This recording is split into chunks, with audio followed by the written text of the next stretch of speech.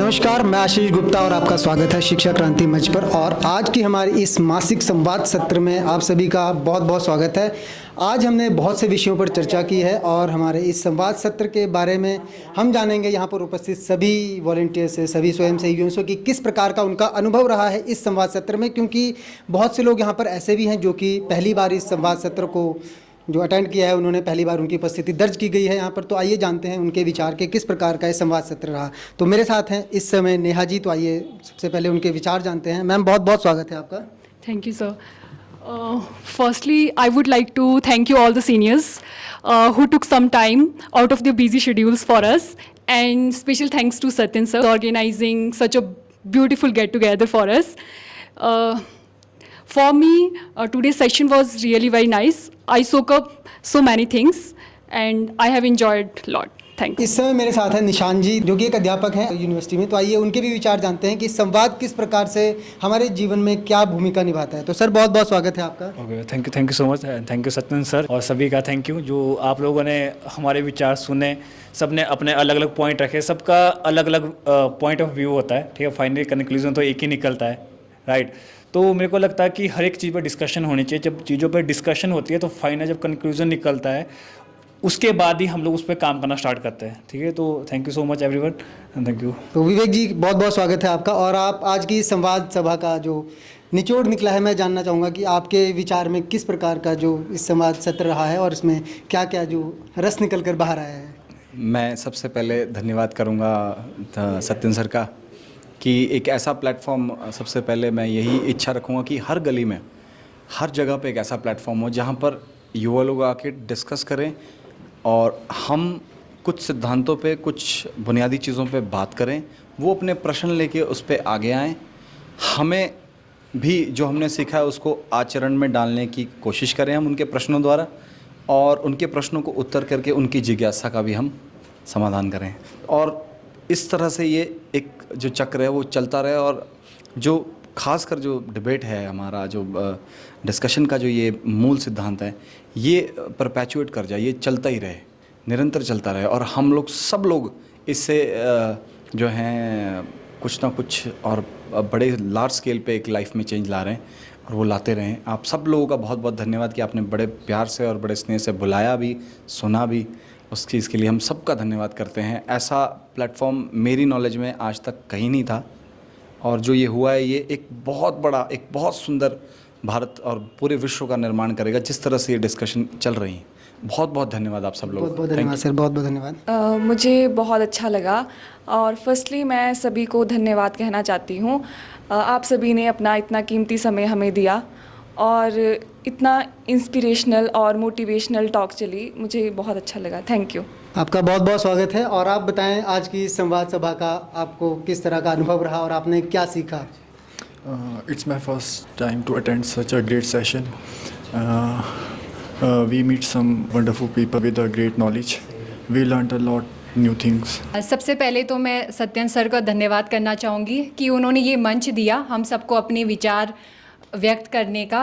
और आज का सेशन ऐसा सेशन था जिसमें हमें सबसे कुछ ना कुछ सीखने को मिला। बस यही कहना चाहूँगी, धन्यवाद।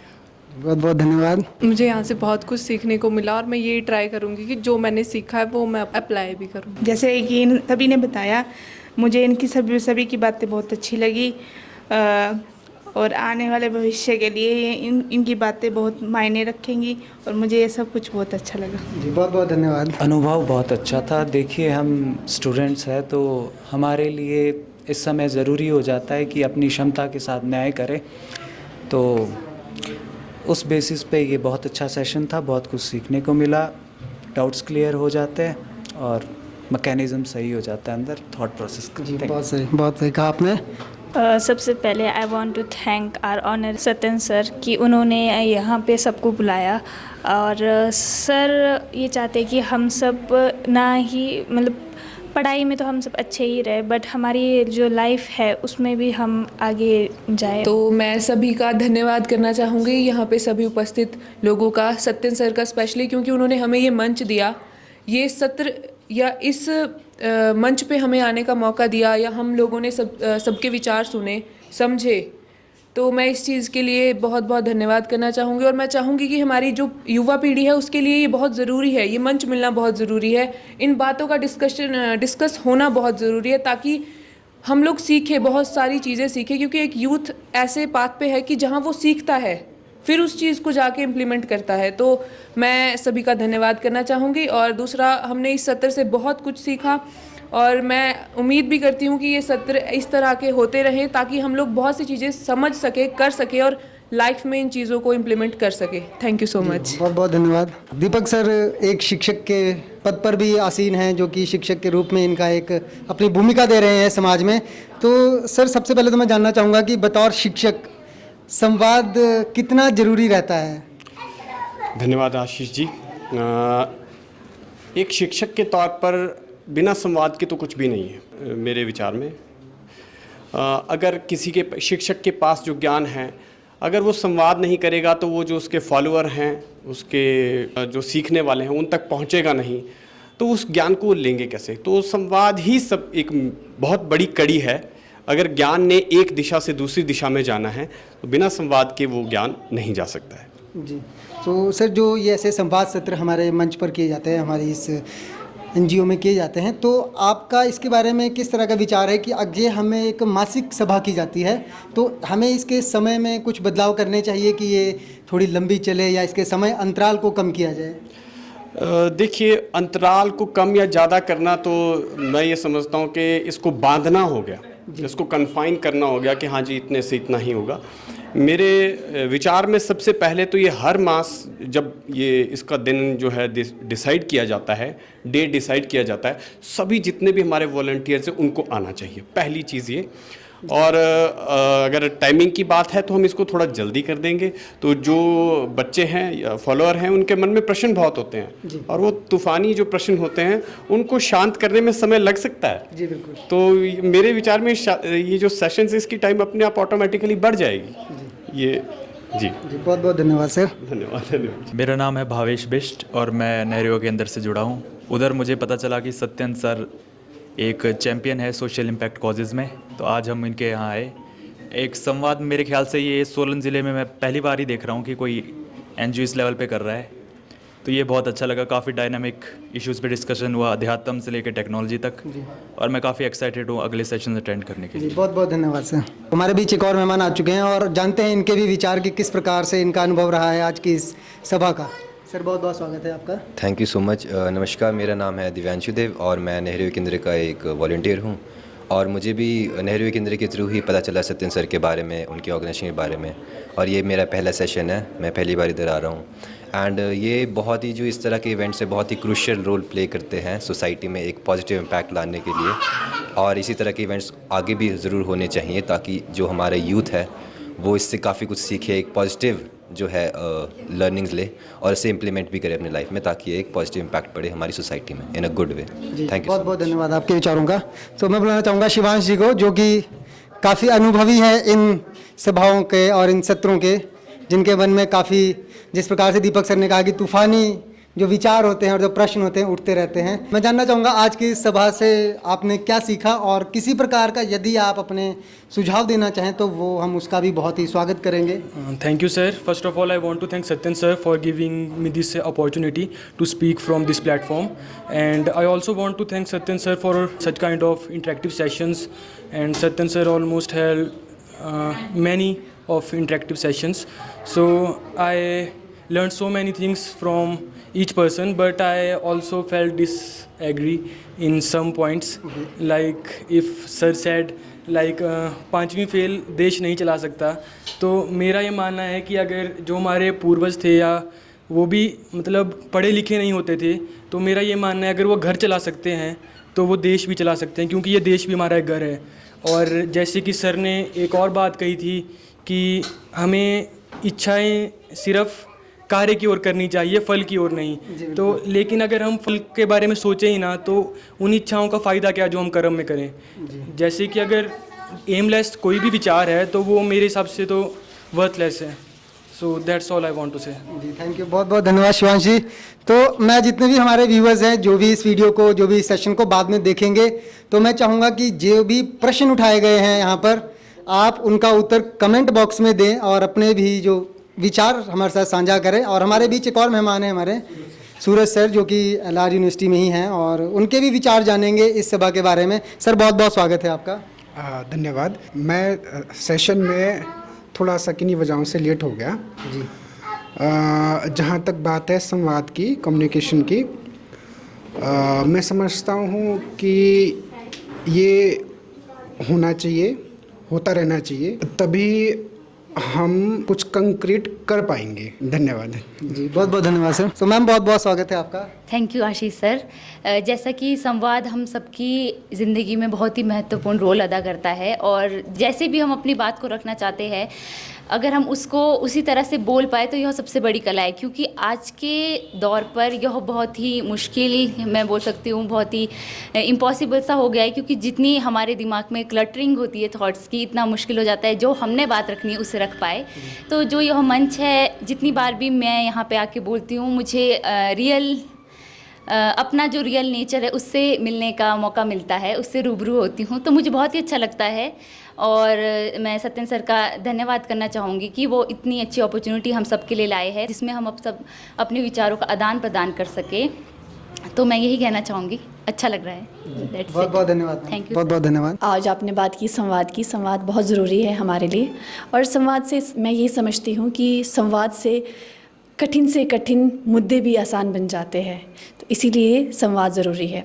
तो आज की जो चर्चा है वह बहुत अच्छी रही। हम लोगों ने भोजन ग्रहण किया और साथ ही साथ वार्तालाप भी किया, सामाजिक मुद्दों पर भी बात की, और साथ ही साथ आपसी जो विचार है वो भी साझा किए।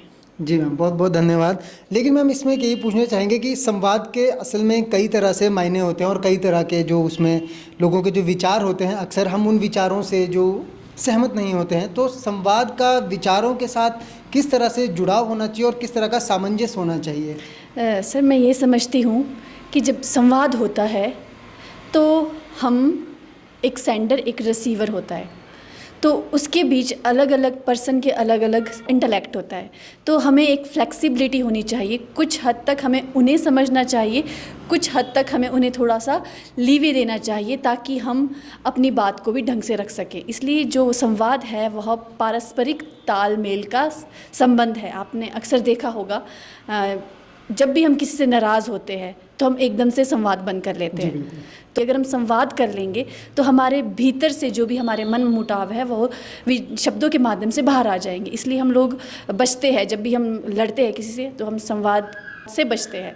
तो इसलिए संवाद एक अपने में ही एक बहुत शक्तिशाली वेपन है, जिसमें हमारे अंदर जो भी छिपा है वह बाहर आ जाता है।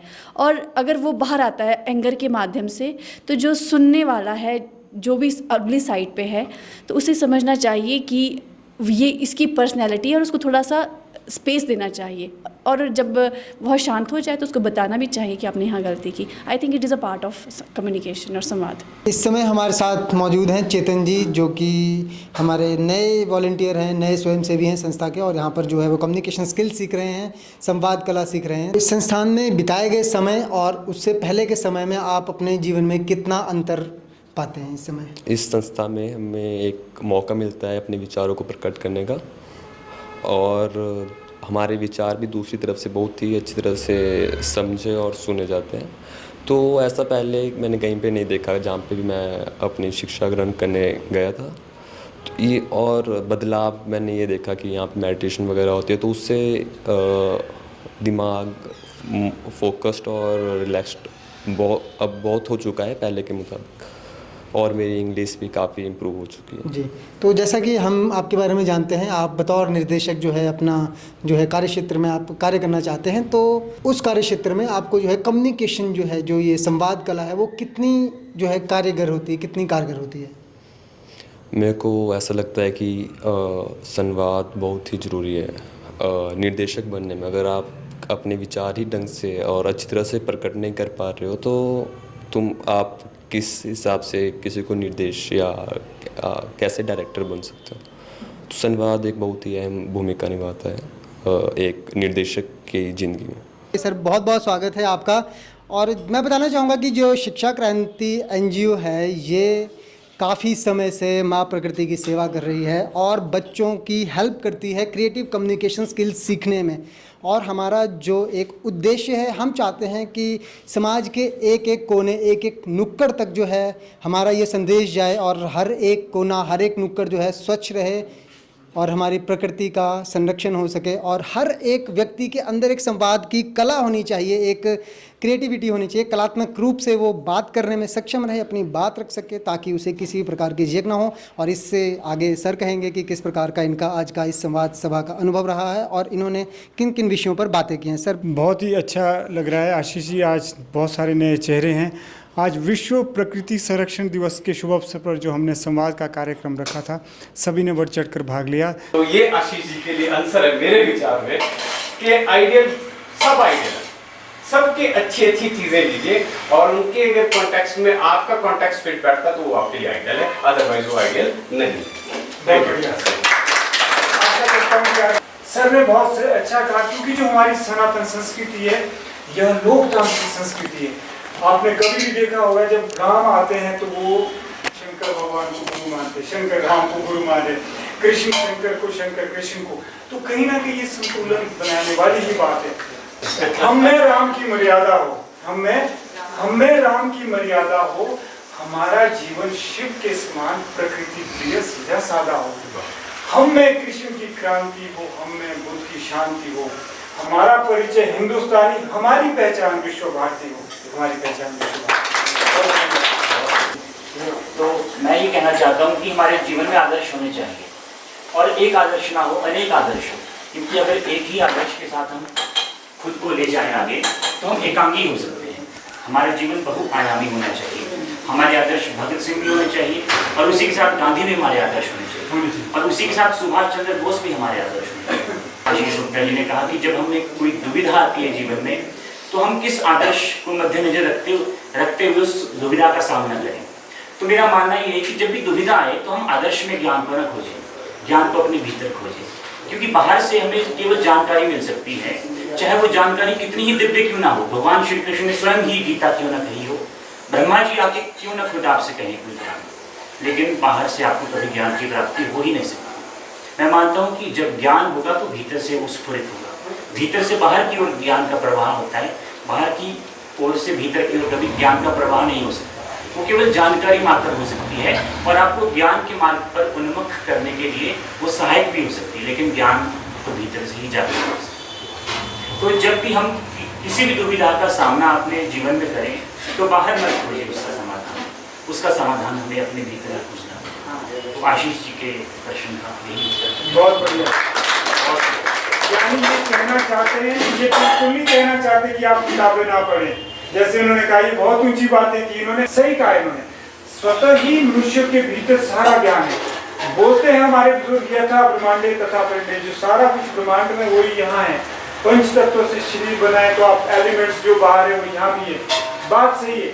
लेकिन मेरा यह मानना है, अगर आप सत्य के मार्ग में जा रहे हैं और आत्मीयता की खोज में है, आत्मा की खोज में, परम की खोज में, सत्य की खोज में, तो पुस्तकें जरूर पढ़ें। क्यों पढ़ें? हो सकता है वह आपके जो ये ज्ञान कह रहे हैं ना, आत्मीयता का ज्ञान, हो सकता है यह वह पुस्तकें आत्मीयता ज्ञान की पूर्ति ना करें, लेकिन जब आपको अनुभव होने लगेंगे तो वह उस ज्ञान की, उस सत्य की पुष्टि जरूर करेंगी। इसलिए पुस्तकों को पढ़ना भी बहुत जरूरी है और अपने आदर्श भी होने चाहिए, ऐसा मेरा मानना। हम लोग किताबें तो पढ़ते हैं तो रियलिटी में जब आता है पीछे हो जाते हैं कि हाँ हम नहीं कर सकते। सच के लिए हम लोग लड़ना चाहते हैं। एजुकेशन का असली मीनिंग ये है कि अपने हक के लिए लड़ना सीखो, ठीक है। जहाँ पे आपको लगता है गलत है, खुद जाके बोलो गलत है, ठीक है। अगर आपने वहाँ भी साथ दे ना गलत है तो उस एजुकेशन का कोई मीनिंग नहीं है। तो हमारा प्रायर डिस्कशन था पिछले मेंटर डिसाइपल रिलेशनशिप, तो ये एक ऐसा रिलेशनशिप है जो समय के साथ वैनिश हो रहा है। उन्होंने सीखा, दुनिया ने सीखा और दुनिया ने आगे डिसाइपल्स बनाए और उन्होंने भी अपने गुरु को याद रखा। मेंटर डिसाइपल रिलेशन तो रहा। अभी भी हमारी जो सनातन सभ्यता है उसमें बुनियादी जो चीज़ है उसमें है, जैसे संतों में भी है। फिलॉसफी ये है कि as in Bhagavad Gita Shri Krishna said कि They need to have a right philosophy in the center to create a correct judgment of what is happening around. This is what Krishna clearly said, कि correct philosophy should be in the center, establish it first, then judge, right and down, truth and false, then judge. Put the correct philosophy in center. That where would that philosophy would come? That philosophy openly comes from Srimad Bhagavad Gita. I would say it's the core. Everything has been jotted down. Please read it. In case it is available, नहीं है तो खरीद लो. कोड़े दा चाहिए जरूर माँ छेरे उड़ा बजे जोर करे का होता ना दे कोड़े दा चाहे कितना ही हो तो कोड़े दा नहीं तो कोई फायदा नहीं दिख रहा ना. पढ़ के शब्द आते, करके आते अर्थ, पढ़े लिखे कड़े नहीं, शब्द अर्थ सब व्यर्थ. पढ़े लिखे कड़े नहीं, शब्द अर्थ सब व्यर्थ. इसलिए ज़्यादातर आज हम क्या है, पढ़े लिखे हैं, कढ़ाई कम है, अनुभव कम है. इसलिए जो इनके प्रश्न का जो उत्तर मैं देना चाहूँगा कि कौन रोल मॉडल बन सकते हैं, सबसे पहले हमारे माता पिता. चाहे माता पिता आपके जैसे भी हैं, उनको पढ़ना लिखना नहीं आता है, अगर वो आपकी नज़रों में बिल्कुल गलत भी है, तब भी आप उनका सम्मान करें. ना जाने क्या चीज़ उनके जुबान से निकल आएगी और जो आपके लिए पता नहीं आपको कहाँ ले जाएगी.